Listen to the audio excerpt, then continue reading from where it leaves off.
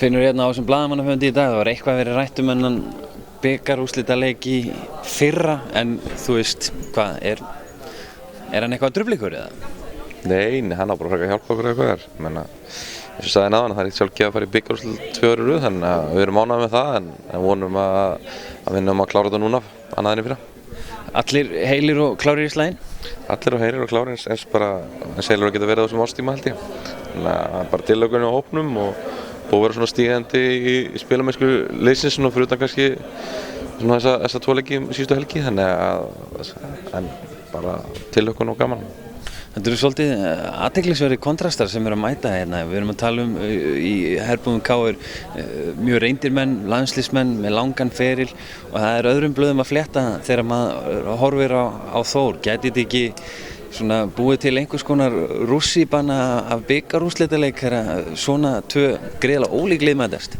Jú, náttúrulega reynslulega eru ólík og við kannski með fleiri leikmenn sem hafa verið á þessu sviði áður en að samanskapi er mikil orka í ungu strákunum í Þorlákshöfn og fullt af strákum að spila fyrir sitt heimafélag, bæði hjá Þór og KR, þannig að sem gefur þessu svona aukna veikt. Menn eru tilbúin að gera hluti fyrir sitt félag alveg alla leið, þannig að það gerir þetta svona skemmtilega en leikstíll liðana svo sem ekkert ólíkur. Bæði liðin vilja spila rætt og bæði liðin eru með sterkar undir körfunni og hæfileikar eitthvað bakverði, þannig að ég held að það sé svona allt til alls til þess að búa til flottan körfuboltaleik og enda hafa þessi leikir þess að liða í vetur verið flottir.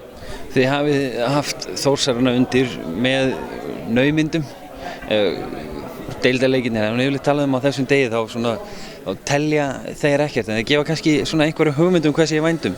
Já, ég meina, liðin alltaf búin að mætast við þessar og þannig þreifa á sér svolítið svona að sjá hvernig þetta er. Þeir náttúrulega voru betri en við í DHL-inu og við náðum svona að krafsa fram sigum með svona herkjum í DHL í 4. leikluta. Í Þorlákshöfn það voru við sterkari byrjun þegar komum tilbaka og svona við svona ágætist svona takja á leiknum í seinni hálfleik og náum að sigla því heim en eins og segja, þessi leiki segja ekki mikið nema það að bara liðin eru búin að spila okkur öðru og vita hverju þau eru búist og það verður bara gaman að sjá svona, hvernig liðin mæta til leiks og takla hann leik. Áður en við sleppum þér, vitandi það að Drekinn er núna að hlaða í eldvörpuna sína út í Þorlákshöfn, er eitthvað að frétta af miðjunni eða þarf að fara að setja út wanted auglýsingu fyrir það?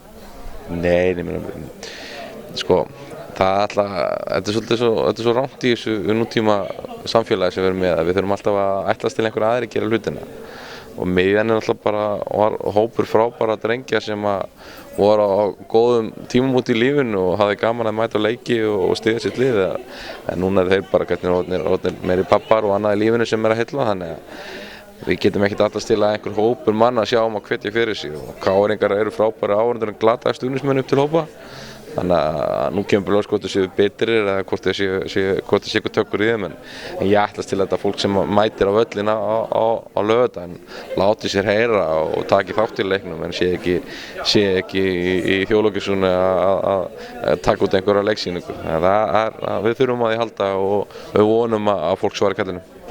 Finnur, gangið vel með undirbúninginn og góða skemmtun á laugardaginn. Takk hérlega.